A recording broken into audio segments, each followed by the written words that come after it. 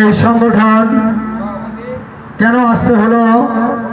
স্বাধীনতার 53 বছর পরে, স্বাধীনতার পরে বাংলাদেশে এই মোটর শ্রমিকদের জন্য অনেক সংগঠন আসছে, কিন্তু আমরা সংগঠনগুলোর কোনো দোষ দিতে চাই না।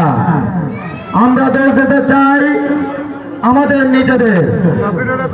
কেন আমাদের নিজেদের দোষ দিতে চাই?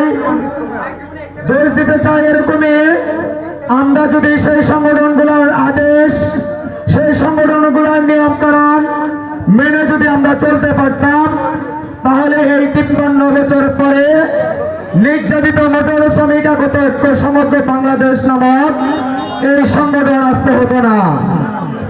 তাই আমরা নিজ জায়গা থেকে যদি আমরা একে অপরকে ভাই সম্বোধন করে, বন্ধু সম্বোধন করে যদি আমরা একতাবদ্ধ হয়ে আমরা সামনের দিনগুলো চলতে পারি, তাহলে আমাদের সংগঠন আমাদের অধিকার ফিরিয়ে দিতে পারবে।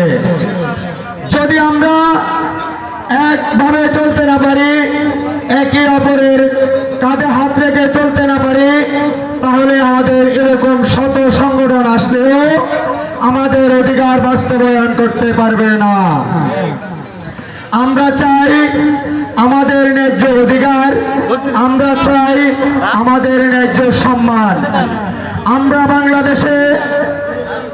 বাংলাদেশের ভিতরে 1 নম্বর শ্রমিক, আমাদের প্রত্যেকের সরকারি অনুমোদিত লাইসেন্স প্রাপ্ত শ্রমিক। আমরা রাস্তায় একজন সুইপার যে সম্মান পাই, আমরা সেই সম্মানটুকু পাই না। কি কারণে পাই না? আমাদের ব্যর্থতার কারণে। আমরা আমাদের সিনিয়র কিভাবে চলে গেছে সেগুলো আমরা ফলো করি না। আমাদের সিনিয়র পার্সন যেভাবে চালাইতে চাচ্ছে সেভাবে আমরা চলতে চাই না। আমরা আমাদের মঙ্গলা মতো চলতে চাই, কিন্তু আমাদের মঙ্গলা মতো চলতে গিয়ে আমরা আজকে আমাদের সম্মান থেকে বঞ্চিত হয়ে গেছি, আমরা আমাদের অধিকার থেকে বঞ্চিত হয়ে গেছি। তো আমরা চাই, বললে অনেক কথা আছে, বলতে চাই না। এখানে অনেক সিনিয়র পার্সন আছেন, সময় সংক্ষিপ্ত, তাই আমরা বলবো আমরা সবাই একসাথে কাঁধে কাঁধ রেখে হাতে হাত রেখে কাজ করব। আমাদের এক ভাই বিপদে পড়লে আমরা তাকে বিপদ মুহূর্তে তার পাশে দাঁড়িয়ে তাকে সাহায্য সহযোগিতা মনোবল দিয়ে তাকে সেখান থেকে কিভাবে উদ্ধার করে আনা যায় সেই লক্ষ্যে সবাই কাজ করব।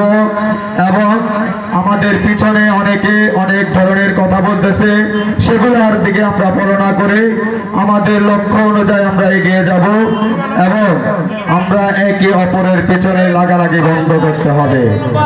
আমরা যদি আমাদের জাতি ভাই একজনের পেছনে একজনে বদনামে ছড়াই, একজনে বদনাম করি আরেকজনের পেছনে, তাহলে আমাদের সংগঠন বদনামের ভাগে হয়ে যাবে।